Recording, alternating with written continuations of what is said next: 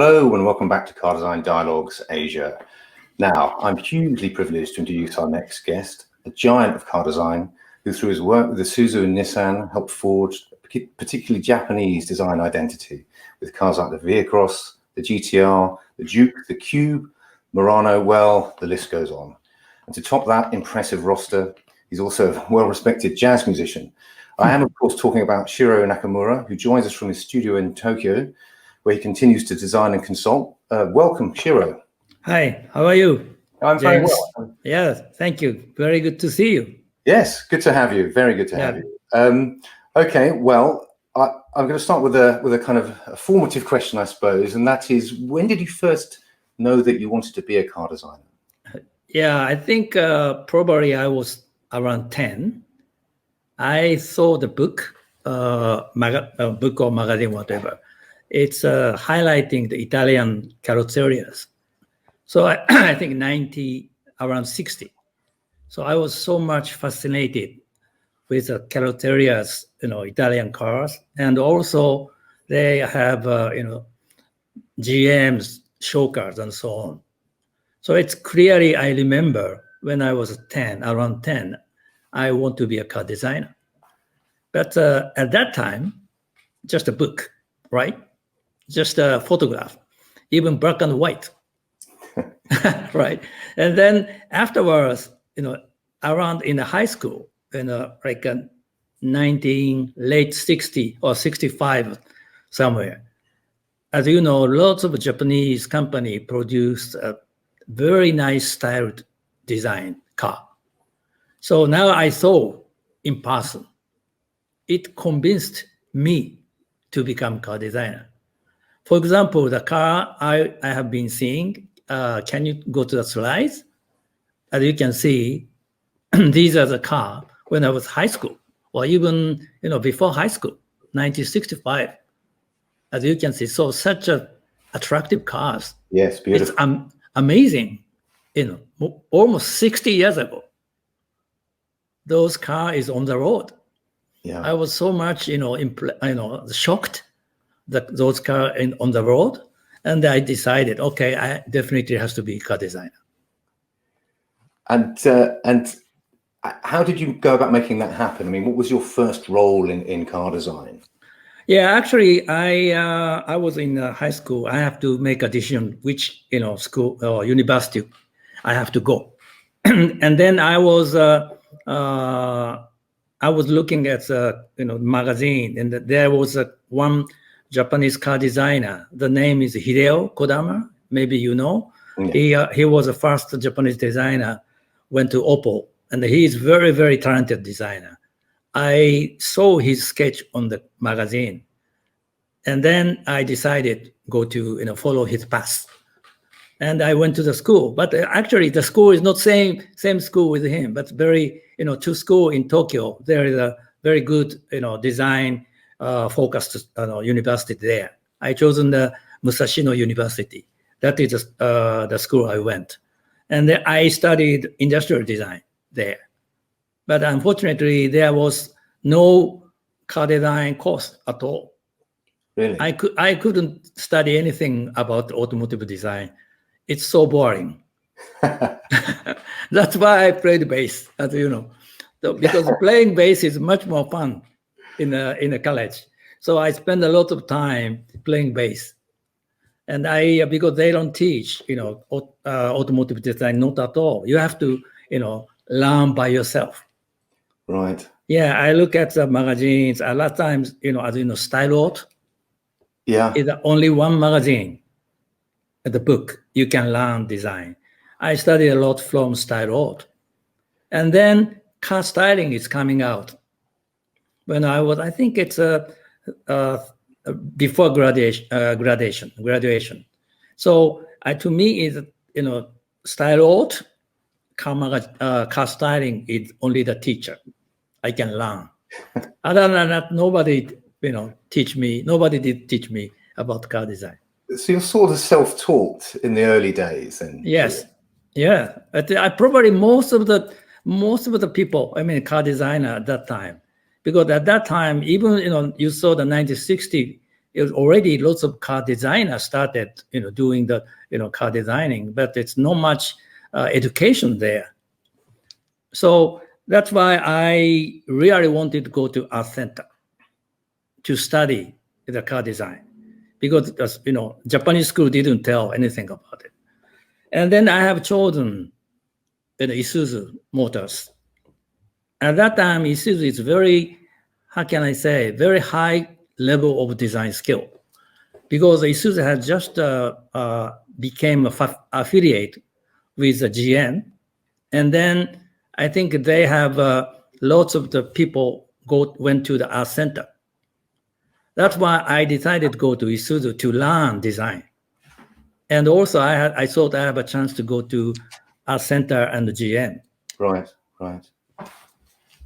And Japan, I mean, at that point, I mean, Japan, you looked about these really incredible designs from the 60s. It's sort of echo a kind of European American aesthetic. But Japan really became a sort of global player in the 80s. And I wondered what had changed at that point in design culture to make that possible. Yeah, I think, can you go to the next page, please? Share that. No, sorry, me. Yeah, wrong. Actually, this is, when I was in art center in the 1980. I was already 5-year experience in car design. So to me, actually, this is a art center gallery, the exhibition. And I knew we are already quite good.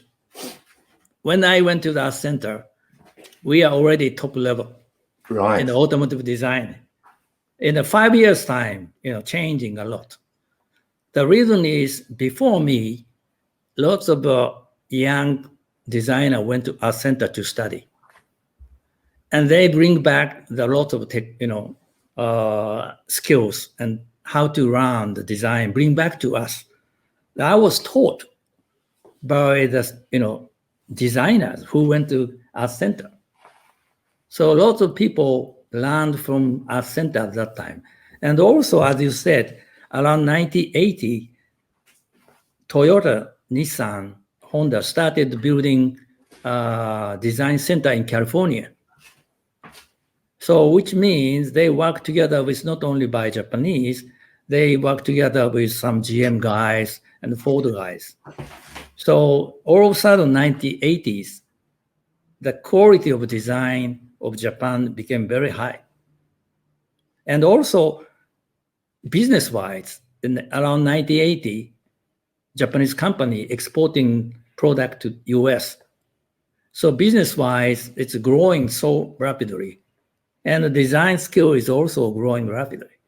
So that's the reason, as you said, all of a sudden, around 1980, Japanese design became very strong. So, but you said you were very keen to go to Isuzu for its links with the GM, and it was developing a very sort of strong internal design culture there. What was your most significant project from those early years? Yeah, I did a lot of production work as well, and I think it's maybe. Can you share this one? Yeah, this is some of the early the work at Isuzu. Like the left-hand side is GM so-called international global car at that time. It's a Ascona Opel, and sharing the same kind of platform, and there's some section is shared, but it's not exactly same. And also I did some Gemini, and those are production models I did. But most I proud is when I would go next. I think this one. I hope you know this. This is a 1989. I did this prototype at the Isuzu 4200R in UK. Actually, I opened the studio in Europe. I started in Brussels, but in reality, this is built in UK. And as you know, at that time, I'm only one guy there. No one supporting me. And very luckily, as you know, Lotus. At that time, Lotus is also GM affiliate. And I knocked the door of the Lotus. And why don't you work together? And at that time, they have a talented young designers. The exterior is done by Julian Thompson. Wow. And interior is Simon Cox. And Anthony Lowe is kind of just came from the RCA. It's a great team. I think this is, to me, is the first, really I was in charge for everything. Because I'm the only guy there. And I did everything under my control. I think this is to me, is so much proud of it. And can you share it again? Yeah, this is the interior done by, Simon. You look at this, it's very, very modern, even at that time. And this is, by the way, made in a modeling company called MGA. And Peter Hobary was there at that time. So I met Julian, Simon, Anthony, of course, Peter Stevens, and Peter Hobary there. It was a great team I worked. So it's a great memory to me. It's amazing. I mean, that's like a super group of design. Yeah. Of course, I didn't know at that time, but everybody's young, right? Maybe Peter is a little bit, above me, but he was working for already, some other project. So we only working with very young team. I think I enjoyed a lot. And I think we had such a good experience working with, good relation. Even we have a very good relation even now, all of them. It's a great memory. It's a fantastic project, and actually, just researching our interview, I found some rather incredible sort of vintage archive footage someone had put on YouTube, I think, of the 1989 Japanese Tokyo Motor Show. Yes, with it on land there. It's just magic, absolutely magical. Yes. I'm going to talk about another vehicle actually that you were very famous for, and that's the Vehicross, which is sort of predated a lot of kind of what we see now as this dominant form, which is the SUV. It still looks radical and it still has a very strong cult following. I wondered what your memories of that project are. Yeah, yes, I think this is the one. This is a Shoka. This is a 1993 Tokyo Motor Shoka. And this one is actually I did the 3 Shokas when I was in Europe. First one is a 4200R. The second is Como. It's called Como, it's a super pickup, V12 Formula One engine in the back. At that time, Isuzu was trying to go into the Formula One. So we use the Formula One engine to show that it's as you know, it didn't go because they stopped everything. And after that, I wanted to create something completely new. At that time, Isuzu stopped producing passenger car, Germany. So I was thinking maybe we can utilize the platform of passenger car, Germany, and making something unique. Because Isuzu was famous for SUV. So this is a really crossover, right? The crossover sports. So this worked very well. I think this is, Shoka is much compact than real production model. It's just 1.6 4-cylinder engine, much smaller. So this is from the beginning of the concept, the execution, we did as a team of Isuzu Europe team, which I established. And after this, I left Europe and back to Japan. But this one is, and basically this is, this time exterior is done by Simon Cox. And he did a great job like this. So still, this is a very, very unique proposition. And was it you eventually left Isuzu to join Nissan? But I wondered whether it was a hard decision to make, because you established yourself there and done some incredible projects. Yeah, right. I think you are right, because I went to Isuzu and I went to our center. They sent me, and also they sent me GM, and they give me a freedom in Europe, making 3 Shokas. It was freedom. It's amazing, right? It's almost a dream for designers, making 3 Shokas every 2 years. And that is, I owe you so much. And I back to Japan and became a head of design. So, and all of a sudden I was had a phone call from headhunting company from New York. And then I did an interview with Carlos Ghosn, and they asked me to come to Nissan. But it was very hard to me to leave because I had so much and I had so much project going on there. But at the same time, I thought, because this is a very, very rare opportunity, particularly in Japanese design community. So moving the head of the design, moving to another company as a head of design, it's never happened before. Probably even after me, maybe not. But at that time, I was kind of frustrated with the lack of, how can I say, mobility of designer in Japan, particularly.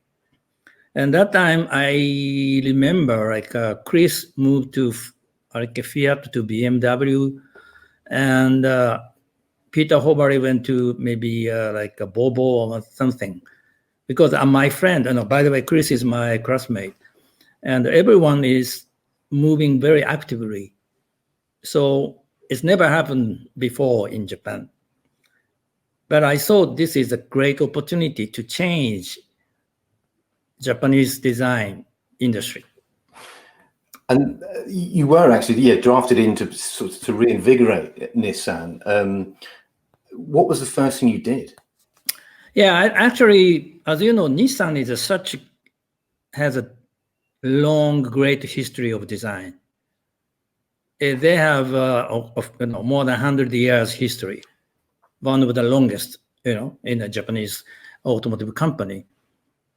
And even before I joined, as you know, 1990, they produced such a long, wide range of the great cars and performance and design as well. So I thought I don't need to do maybe not much, right? Maybe I just need to reorganize because the ingredient heritage is there already. So when I joined Nissan, first things I talked with the designers. Okay, let's look back our history. What is our DNA? What is a great heritage? So we can distill, right, from the past, and we can inspire. I'm not, just going back to the past. We need an inspiration. So we get the inspiration from Nissan's history. So, for example, this is the one we shared with the designers. The one is 1965, 1970, and the right-hand side is a new Nissan Z, 2002. I think 1965 is wrong. I'm sorry. This is 2002, right-hand side, the new Z. Yeah. But I think when we started the designing Z, we really wanted to back to our heritage. And not just back to heritage, inspired by heritage. That is the difference to me. And then we have created this Nissan Z. And not only Z, we did every single product. Because as you know, Nissan has, at that time, I think Nissan has more than 60 products. Or 70 or whatever. It's so many products. And also, Nissan is not just one company. Maybe you don't know, Prince and Nissan merged. Prince is a different company. They have a different route. They have a different DNA. So it's huge, like a GM. It's several companies merged into the one company.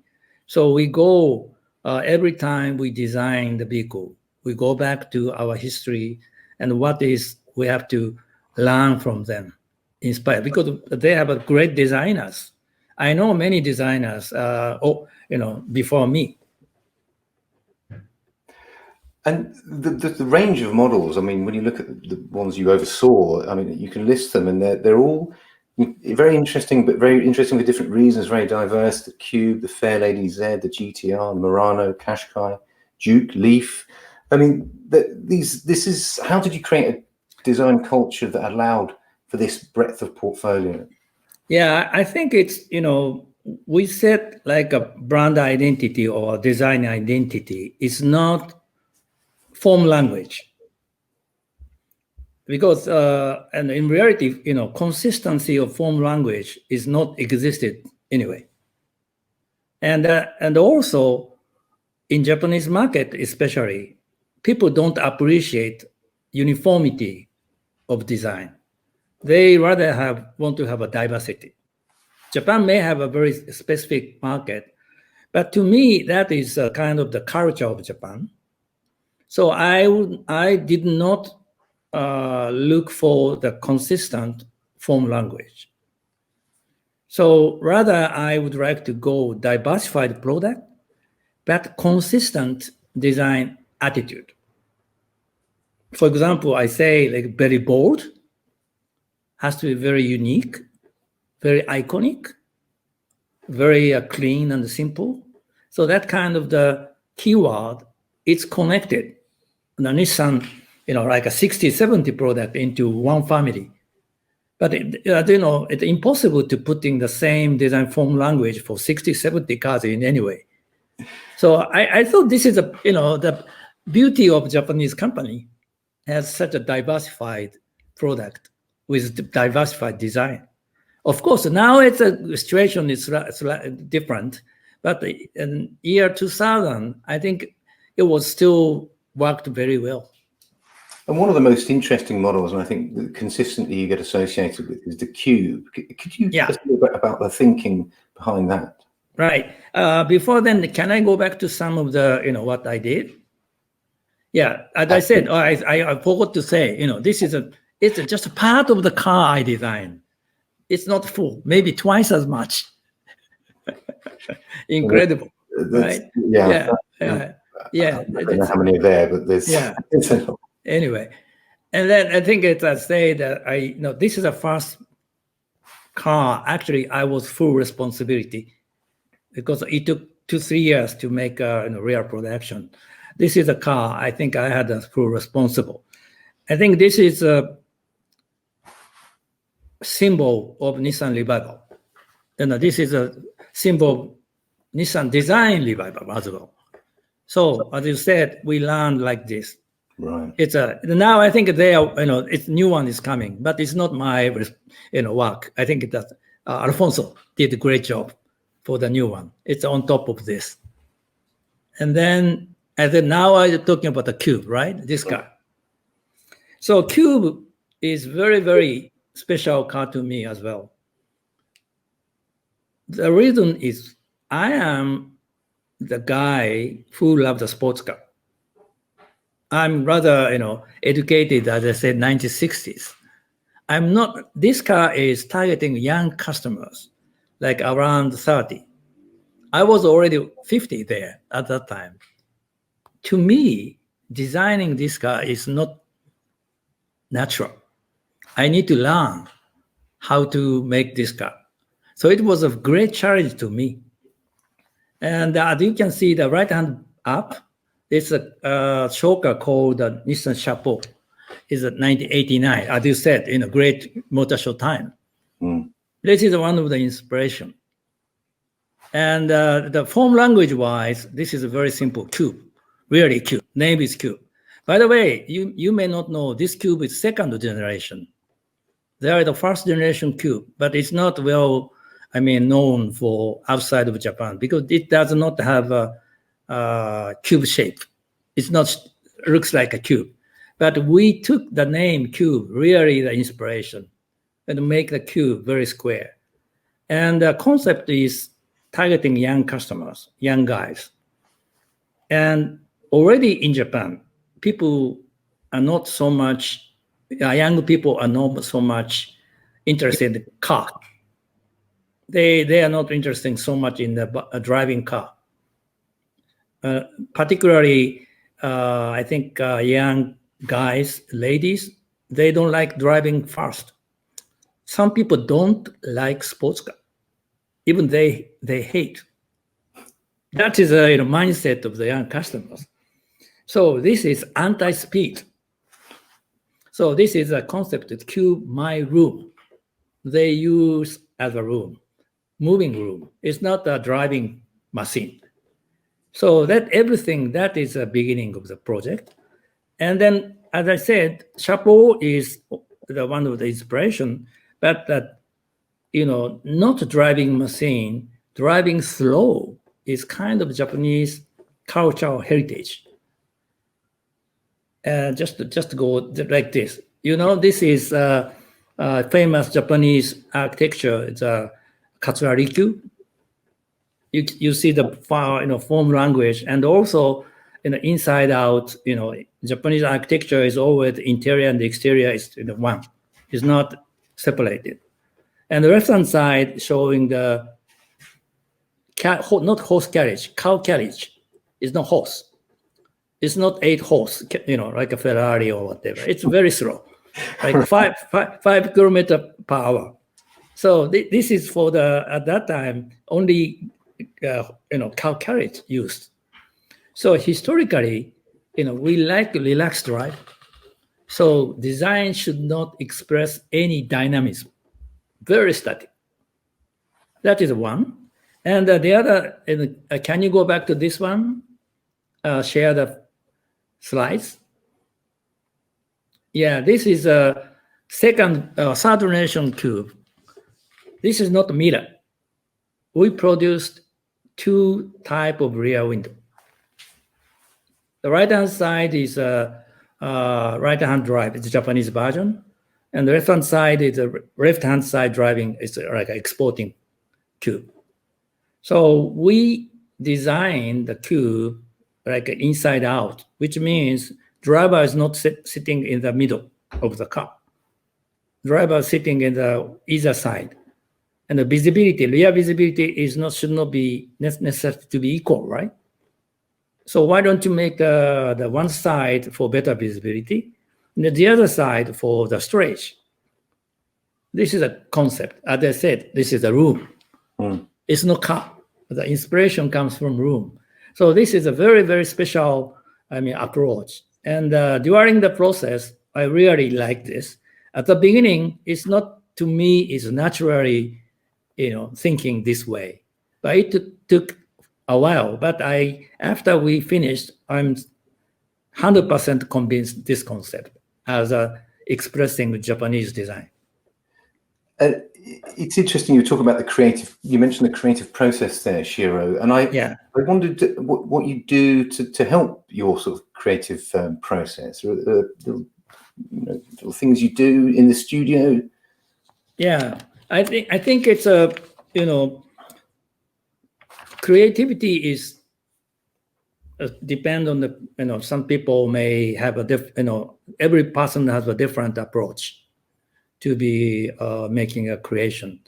But to me is, as I said, I am not the type of the person, I do everything by myself. I need a team. I need a very good young designers. I really enjoy working with young talented designers. That, of course, that is one of the learnings, as I said, 40 to 100 hours.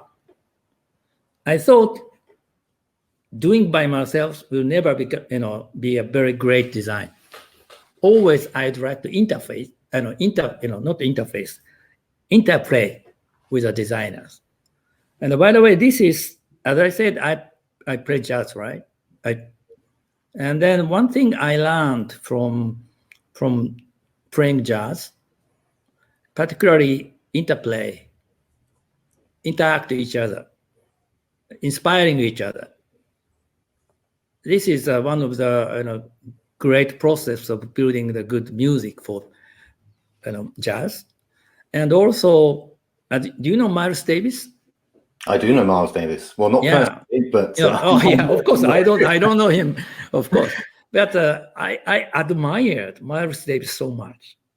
It's not just music; the way he managed the team.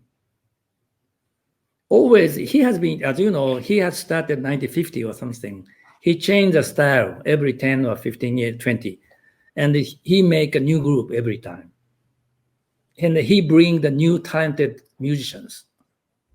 And every time he create music, new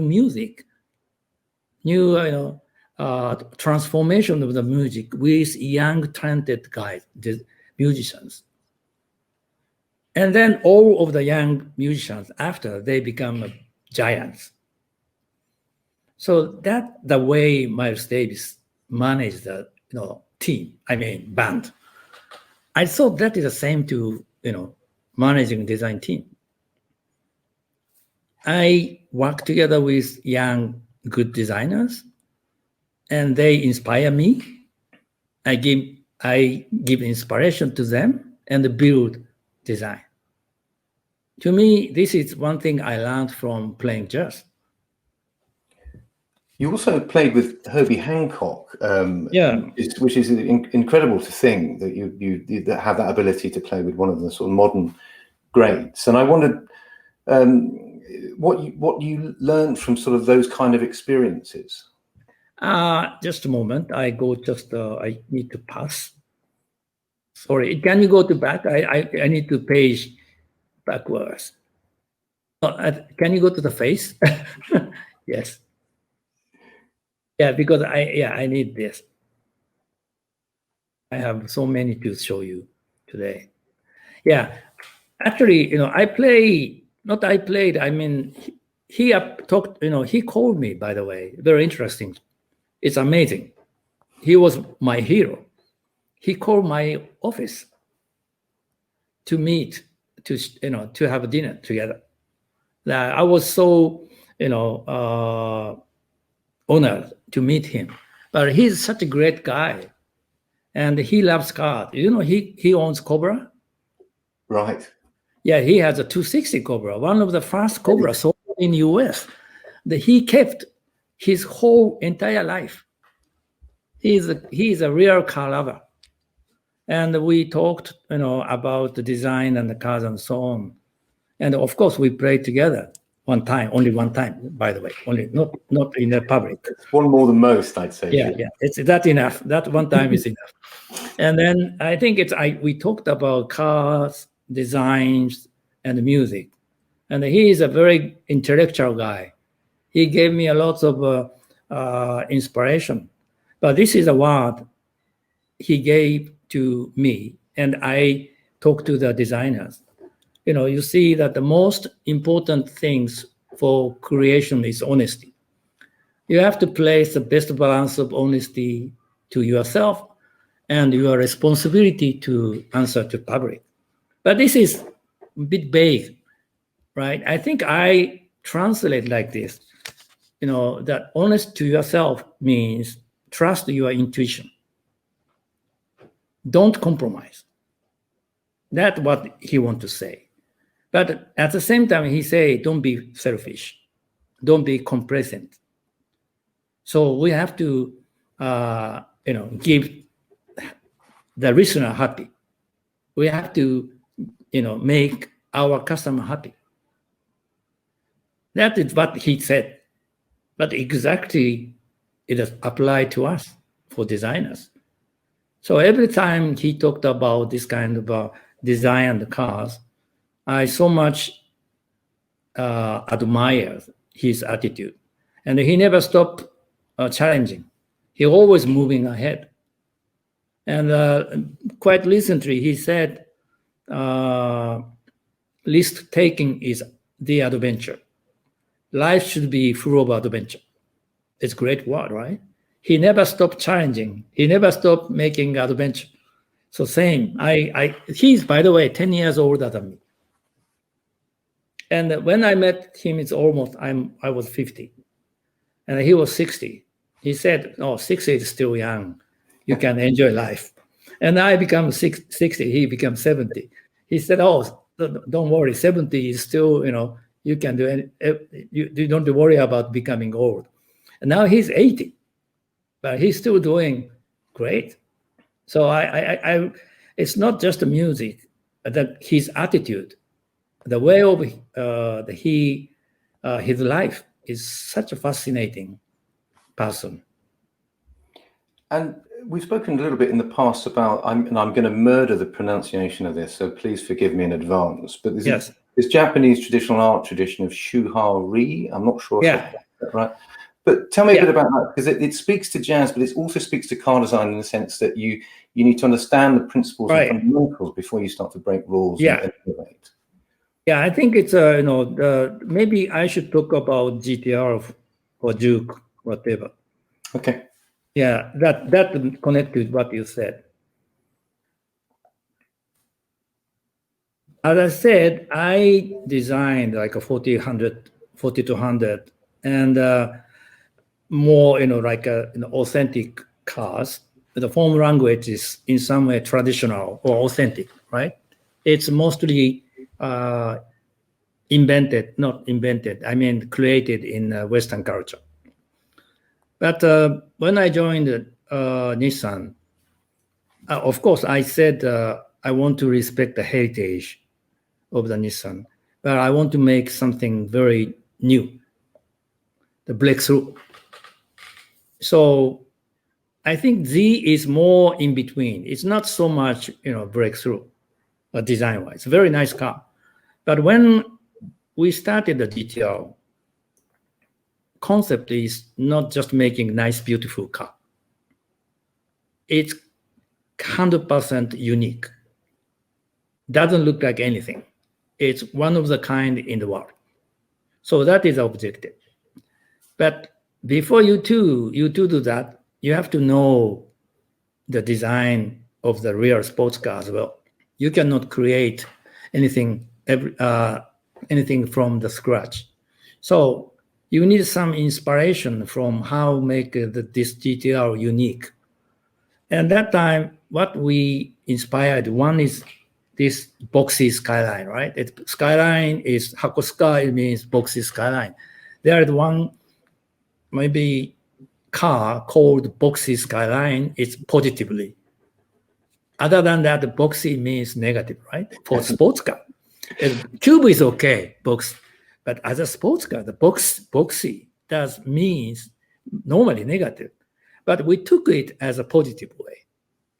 How can you make its square shape as attractive as sports car? This is one direction.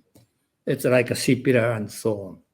By the way, historically, it's quite different, but original Hakosuka is really boxy. And the second one is I want to reflect some cultural influence into the car. Because, as you know, design is so much associated with the culture. You cannot separate culture and design, right? Particularly automotive design. And at that time, the previous, as called R34 has the blue one there, is people talking about, do you know Gundam animation? Yeah. Okay, they say Gundam-ish.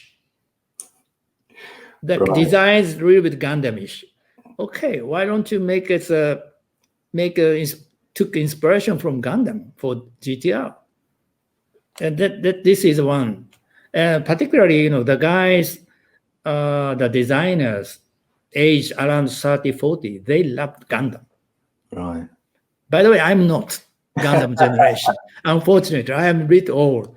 But I do understand the attractiveness of Gundam. It's not very fluid, nice, beautiful looking, but it has power, energy as a robot. The same thing. GTR is not very fluid, beautiful shape. It's somewhere, mechanical, but it shows the power. The same thing. The one, inspiration comes from Japanese, very famous animation. Why not? As a GTR is representing Japanese culture. So that is a way we took. And by the way, I did it. And then this is Robert Cumberford. He clicks and made a click. I think a comment on my GTR and say, this is not beautiful, but definitely convincing. That's it. I did not expect they say this guy is beautiful. but it has to be convincing, unmistakably Japanese design. That is only one objective. And by the way, this is a 2007. Nissan is still selling. It's amazing, right? But there's a truth to the design, I think, is Cumberland's point there, which is interesting. I wondered what your thoughts were on the current state of car design. Maybe much about. Oh, sorry, carry on. Carry on. Maybe same thing for Juke. But Juke is kind of a completely new approach. It's maybe particular face. Now there are many cars and the headlamp is lower and upper. When introduce this car, people are talking, which one is the headlamp? But that's common. That's fine. It's good. That's kind of, I try to, GTR, Q, Juke. This car has to be unique, bold. This is brand identity for Nissan design. So of course we make a much more kind of mainstream product. For example, this is also very much representing GTR design language for the future, but just for the just a prototype. And the other one is like Essence. This is more like a traditional beauty of the car. I think this is one, as you said, diversified product. Particularly, Infinity is not Nissan. I want to make it more authentic. And then, this is it. And the interior is very authentic, but still very modern. And one other things I would like to talk about what I was Nissan is crossover. This is a car we introduced in 2002 and 3, Murano and FX Infinity. This is really at that time is breakthrough. It's a big tire.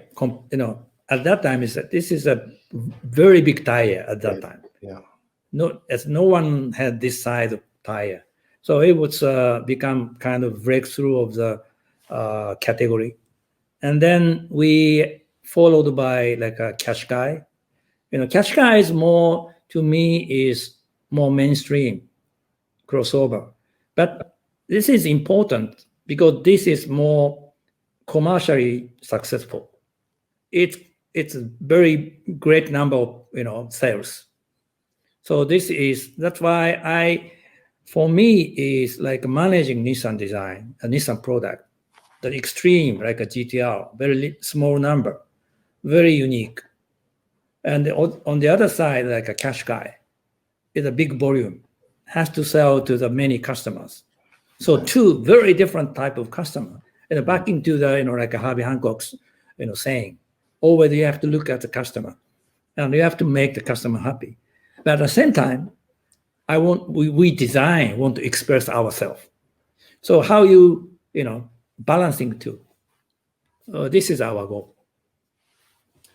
And I wondered what your thoughts were on the current state of design. Just because I think from you and particularly your particular career, Shiro, you've helped forge this idea of Japanese car design. Hugely instrumental. But we're now in a sort of world where we're talking a globalized world, a globalized idea of what commerce is, a globalized idea of what aesthetics perhaps are. And I wondered what your thoughts were on that. Yeah, I think I have to back to maybe 1960. So this is the one you see around 1960, right? The 60 or 70. At that time, design of the car is so unique, different from the country to country, like a US, France, UK, and Germany. Because at that time, market is not global, mostly consumed in the country which designed and produced. And also designer is mostly local, right? So that's why the design diversity difference is so much. You compare with today, it's very different. because today we have much more global. Market is global, designer is global. But we lost this kind of the difference. Of course, this is a natural difference because we have internet, young people sharing the same information at the same time in the world. So cannot be go back to the 1960s. But however, I'm wondering, it is the right direction because everything becoming global. There's no difference of the the cultural difference reflecting to the design. It's a brand is more important than origin of the country. But I see several companies already doing differently, bring back to the heritage. I think that is one, it's very challenging for the emerging market. Like, let's say, US, China, and not sorry, the big market, because so much competition going on. And so much market is global car. So it's very difficult to maintain the uniqueness of the culture. But to me, is a big challenge for us designer. Because if you are not consciously trying to build it, if you do follow the trend, follow the market, it's automatically becoming all same. So I think this is one of the biggest challenge for designers. It has been, but even more, because even I was in Nissan for 70 years. It's becoming much more tougher to maintain uniqueness. So you have to satisfy the globally. So, but I think we have to find a very good fine line. You can be global, but still you have a strong your cultural base. That is, I think, very important things and challenge to our design, to us designer. And it feeds into my final question, Shiro, because we are sort of up against the time, up against the clock, as it were. But I wondered if you had a piece of advice with that in mind for new designers coming along. Yeah, I think for new designer, right? I think it's always the new designers, young designers, is influencing each other. But influence can be good or bad, right? I'd rather say more inspired. Influence sometimes, following someone doing. But inspiration is not negative, always positive. Make your creation. So I rather be inspired than influenced. So you have where you get inspiration is you must find by yourself. That's why I think don't look at too much car design news. No, that's a joking. But you have to select what you see and you want to be inspired. Otherwise, you can learn each other, but don't be influenced too much. So I think that's the one thing I would like to make a suggestion to young designers. And Shiro, can you tell us a little bit about your current work? Yes, I left Nissan for almost 4 years ago, but I back to design, and I have two studio one studio in US and one in Japan. So this is the one I have in California called Hollywood Hills Creative Platform in Hollywood Hills. It's amazing. Yeah, it's a very nice location, a great location. It's a small team, and we have less than 10 people. Mostly are center graduates and asset teachers. This is one, and the other one is Daikanyama, Tokyo. It's next to the famous Tsutaya bookstore. This is also not big, like less than 10 people. So we work two studio together. This is SM design platform.